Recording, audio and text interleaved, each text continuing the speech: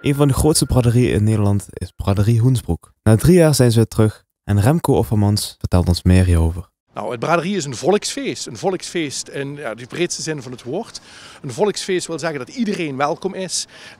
Met een heel mooi programma. Van jong tot oud. Er is gezorgd voor kinderentertainment. Maar er is ook gezorgd voor de oudere mensen. Er zijn hele mooie terrasjes en heel veel ook zitmogelijkheden. Er zijn ongeveer 600 kramen. Dus dat is een grootste braderie van Zuid-Nederland, kunnen we wel zeggen.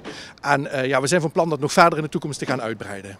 Nou, het begint altijd om 9 uur 's ochtends tot 6 uur 's avonds. En de horecapleinen, het Gebrokerplein en de Markt lopen altijd door tot 7 uur, respectievelijk 8 uur 's avonds. De entree die is gratis, dus je kunt van alle kanten het trein oplopen. Het is een vrij toegankelijk trein, ook voor mensen met een beperking. En het is een prachtig evenement met meer dan 100.000 bezoekers. We zijn 3 jaar eruit geweest. En deze editie die is super speciaal natuurlijk. Dat zul je ook wel zien in het aantal mensen wat gaat komen. De reacties zijn al heel positief. Iedereen is blij dat er weer eens wat kan buiten natuurlijk.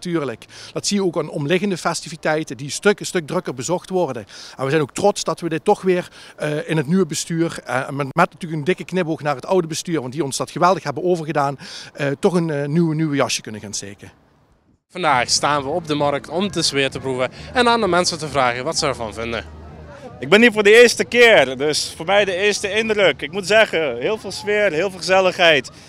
Variatie van mensen en toch wel heel veel dingen die je kan kopen. Dus het is wel een leuk evenement. Echt gezellig, zeg maar, familiefeest. Iedereen is onderweg. En ik moet zeggen, dat moet jaren zo blijven. We hebben al op springkussen en alles gesprongen. Dat treintje, maar het treintje deed het niet zo heel goed. Maar van de rest, het was superleuk. We zijn heel veel plantjes aan het verkopen gelukkig. Het is het lekkere weer natuurlijk daarvoor. En zelf lopen we ook rond. Dus het is leuk om de sfeer te proeven overal. Geweldig om het hartstikke druk te zien.